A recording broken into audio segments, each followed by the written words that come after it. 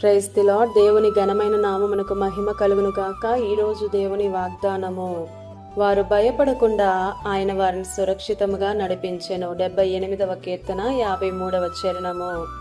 ఈ ఉదయకాల సమయంలో గనుడు గొప్పవాడైనటువంటి దేవుడే మనందరితో మాట్లాడుతున్నాడు.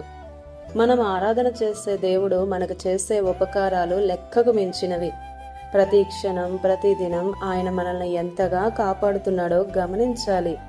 దేశానికి కరువు వచ్చినా నిన్ను కాపాడుతున్నాడు. కుదరని జబ్బు కలిగినా నిన్ను విడిపిస్తున్నాడు.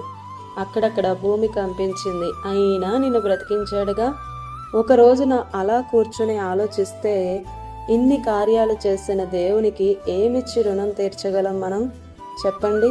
మనకిచ్చిన ఆహారం కానీ, వస్త్రాలు కానీ, చేసిన మేలులు కానీ, ఇచ్చిన కృప కానీ, మాట్లాడే శక్తిని కానీ, ఇవన్నీ ఆయన ద్వారా పొందామే.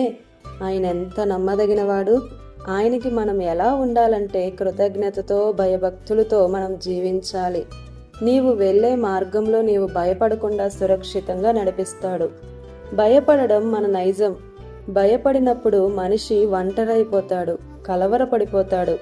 మన దేవుడు ఏమంటున్నాడంటే, భయపడకుండా నేనే మిమ్మల్ని సురక్షితంగా క్షేమముగా నడిపిస్తానంటున్నాడు. నిన్ను భయం నుండి విడిపించే శక్తి, సామర్థ్యం, సత్తా ఆయనకు మాత్రమే ఉంది. గాఢాంధకారం కమ్మినా, తుఫానులే ఎగసినా నీకు తోడుగా ఉంటాడు. చీకటిలో ఉంటే వెలుగునిస్తాడు. మాటతోనైనా, తోడై ఉండైనా, గద్దించైనా నిన్ను సురక్షితంగా కాపాడుతాడు. మందను మోసేలా నిన్ను హక్కును చేర్చుకుంటాడు. భయపడక నీ అడుగు ముందుకు వేయి. నీకన్నా ముందు ఆయనే ఉండి నిన్ను చేయి పట్టి నడిపిస్తాడు. భయపడకు. ఆమేన్. ఈ దిన వాగ్దానం మనందరి జీవితాలలో నెరవేరాలని కోరుతూ దేవుని సువార్త పరిచర్యలో మీ సహోదరి Prasanna. God bless you. Amen.